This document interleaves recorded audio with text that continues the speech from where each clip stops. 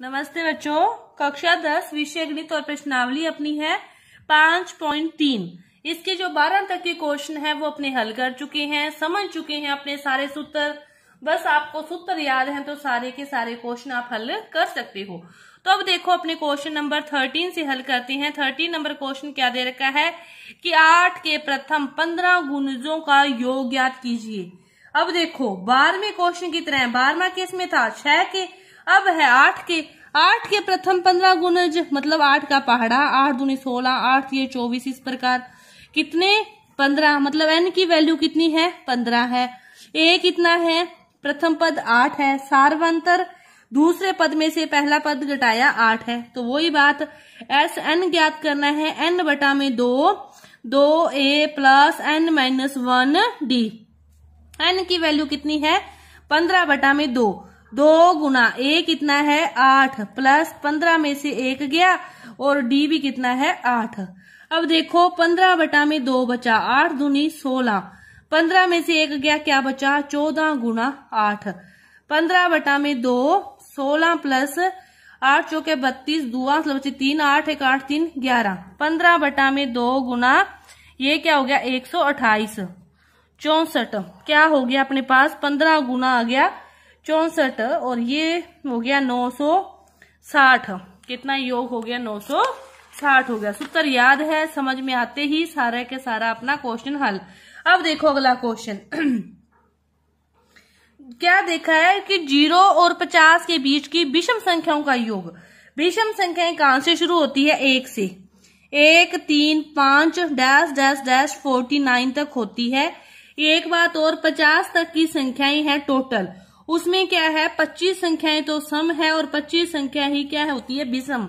देखो एक विषम है तो 2 सम, 3 इधर आएगा तो 4 इधर, 1 इधर आती है 1 नीचे, 1 ऊपर आती है 1 नीचे, इसी प्रकार चलता रहता ना। तो आधी संख्याएं सम होती है और आधी ही विषम होती है। तो इन्होंने इनका योग ज्ञात करना है तो अपने को संख्याएं पता होनी चाहिए। तो कितनी है टोटल, n की वैल्यू कितनी है 25, n की वैल्यू कितनी 25, a की वैल्यू 1, d की वैल्यू 3 में से 1, दूसरे में से पहला पद गया 2। अब देखो अपने को Sn ज्ञात करना है तो n बटा में 2a plus n minus 1d। n की वैल्यू कितनी है 25 बटा में 2, a की वैल्यू 1 है तो 2 गुना 1 25 माइनस 1 और d की वैल्यू कितनी है 2। 25 बटा में 2 एकम 2, 25 में से 1 गया 24 गुना 2। अब इसमें से 2 कॉमन ले लो, चाहे तो 2 कॉमन ले लिया तो 25 बटा में 2 बार आ गया तो यहाँ पे कितना बचा 1 प्लस यहाँ पे कितना बचा 24, पर 2 से 2 कट गया, क्या होगा 25, ये भी 25 है और 24 और 1 ये भी 25 है। 25 को 25 से गुना किया तो कितना हो गया 625। 0 और 50 के बीच की जो विषम संख्याएं हैं उनका योग कितना आएगा 625 आएगा। कितना 625।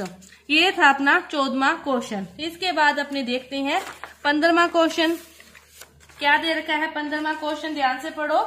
अपने को 15वां क्वेश्चन दे रखा है कि निर्माण कार्य से संबंधित किसी ठेके में एक जो निश्चित तिथि है उसके बाद जो कार्य है उसको विलंब से पूरा करवाने के लिए जुर्माने का प्रावधान है वो इस प्रकार है कि यदि वो जो ठेकेदार है वो पहले दिन का है जुर्माना वो 200 रुपए, दूसरे दिन का जुर्माना 250, तीसरे दिन के लिए 300, इसी प्रकार वो जुर्माना क्या होता है प्रतिदिन 50 रुपए बढ़ाता रहता है। कि पहले दिन कितना हुआ 200, फिर हुआ 250, फिर इसी प्रकार वो 50 दिन बढ़ाता रह रहा है, अगले दिन कितना हो जाएगा 300, फिर 350, इस प्रकार चलता रह रहा है। तो उनकी कुल राशि का योग ज्ञात करना है यदि वो उस कार्य को 30 दिन लेट पूरा करें, 30 दिन और लगा दे उस कार्य को पूरा करने में, कि 30 दिन और लग जाए, उनको विलंब हो जाए 30 दिन का, तो उनका कुल राशि कितनी हो जाएगी जुर्माने की। मतलब एपी बन गई एक प्रकार से कि 50-50 का अंतर आ रहा है, तो मतलब डी की वैल्यू तो कितनी होगी 50, ए की वैल्यू कितनी है 200 और टोटल एन दिन कितने हैं लेट वाले 30 है ना। 30 दिनों का योग ज्ञात करना है अपने को। कितने दिनों का 30 दिनों का। तो देखो Sn इक्वल टू n बटा में 2 आपको सूत्र याद होना चाहिए, सूत्र के बिना कुछ भी नहीं। ये वाला सूत्र हो गया। n की वैल्यू कितनी है 30 बटा में 2, a की वैल्यू है 200, 2 गुना 200, प्लस n की वैल्यू है 30, 30 में से 1 गया 29 गुना 50। अब देखो इसको हल करते हैं। 50 को बाहर लेना है तो ले लो, 50 को ले लिया बाहर कॉमन। अब देखो यहां से तो 50 कॉमन आ गया तो यहाँ पे तो 29 ही बचेंगे। अब यहाँ पे एक तो 2 है। अब दूसरा 50 गुना 4, 50 गुना 40, 50 गुना 4 ही होगा, 0 की 0, 4 5 20, 200 होता है ना। तो यहाँ पे कितना बच गया, 4 बच गया। अब इसको हल करो, 30 गुना 50 बटा में 2 गुना 4 दूनी 8, 4 दूनी 8, 8 को 29 के अंदर जोड़ोगे तो 10, 17, 37। इसको काट दो, चाहे गुना करके सभी को फिर 2 से भाग दे दो, चाहे पहले काट दो। तो अपने पास जो रुपए आएंगे वो आएंगे 27,750 रुपए। इनका गुना करने पर, हल करने पर इतने रुपयों का उनका जुर्माना लग जाएगा यदि वो उस कार्य को 30 दिन देरी से पूरा करते हैं। तो ये था अपना क्वेश्चन नंबर 15वां। अब देखो क्वेश्चन नंबर 16वां। किसी स्कूल के विद्यार्थियों को उनके समग्र शैक्षिक प्रदर्शन के लिए 7 जो नगद पुरस्कार देने के लिए 700 रुपए की राशि रखी गई है। यदि प्रत्येक पुरस्कार अपने से ठीक पहले वाले से 20 रुपए कम है, मतलब पहले वाले से 20 रुपए कम है, 7 नगद पुरस्कार, टोटल नगद पुरस्कार कितने देने हैं, 7। टोटल जो राशि है सभी की वो कितनी है, 700। और यदि पहले वाला मतलब 20 रुपए कम का मतलब समझो, यदि पहले वाला 50 रुपए है तो बाद वाला 20 रुपए कम उससे कितना होगा, 30 रुपए होगा। इस प्रकार है, 20 रुपए कम है तो उनके पुरस्कार, आपको प्रत्येक पुरस्कार का जो मान है वो ज्ञात करना है। अब ध्यान से समझो इस बात को कि यदि अपने पहले को x मान ली, पहला पुरस्कार x है तो फिर दूसरा पुरस्कार x माइनस 20, उससे 20 रुपए कम।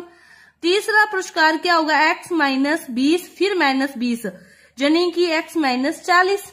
इसी प्रकार चौथा पुरस्कार फिर x माइनस 60, पांचवा x माइनस 80, छठा क्या होगा x माइनस 100 और सातवां पुरस्कार क्या होगा x माइनस 120। जो प्रत्येक पुरस्कार है वो ऊपर वाले पुरस्कार से कितने रुपए कम है, 20 रुपए कम है। इस प्रकार ये है अपने पास 7 पुरस्कार अपने मान लिए, और सभी का योग कितने रुपए है, 700 रुपए। सभी का योग कर दो, x प्लस x माइनस 20, फिर मतलब इस दोनों के बीच प्लस, इन दोनों के बीच प्लस, इन दोनों के बीच प्लस, इस प्रकार लगेगा।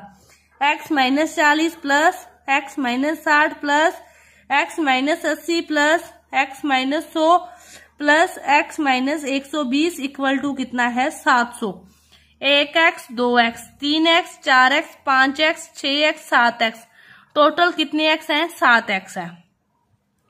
इधर ध्यान से समझो, 60 और 40 100, 180 और 20 200, 200 हो गए, 100 ये रहा 300, 300 और इसको जोड़ोगे तो 420 इक्वल टू है 700। 7x इक्वल टू, ये माइनस के हैं, दूसरी साइड किस में जाएंगे, प्लस में। 7 4 1120, x की वैल्यू कितनी आ जाएगी, 1120 में 7 का भाग दोगे तो 7 एकम 7, 4 42, 7 6 42, 160। अब देखो पहले पुरस्कार की राशि तो कितनी है, 160, दूसरे वाली उससे 20 कम है, 140, तीसरे वाली इसमें से 20 कम है, इसमें से 40 है, कैसे भी कर लो, इसमें से 20 घटाओगे तो 120, फिर x में से 20 घटा दिया 100, फिर इसमें से 20 घटा दिए 80, फिर 60 और फिर 40। ठीक है, जो पुरस्कार की राशि है पहला 160 है, फिर 140 है, फिर 120 है, 100 है, 80 है, 60 है और 40 है। इस प्रकार ये पुरस्कार है, 7 के 7 और राशियां हैं। कुछ भी नहीं था क्वेश्चन में, बस थोड़ा सा समझना था क्या दे रखा है, लाइनिंग समझ आते ही आपका क्वेश्चन हल हो जाता। तो अपना ये 16 तक के जो क्वेश्चन है पूरे हुए। आगे के जो क्वेश्चन है वो अपने अगली वीडियो में करेंगे। धन्यवाद।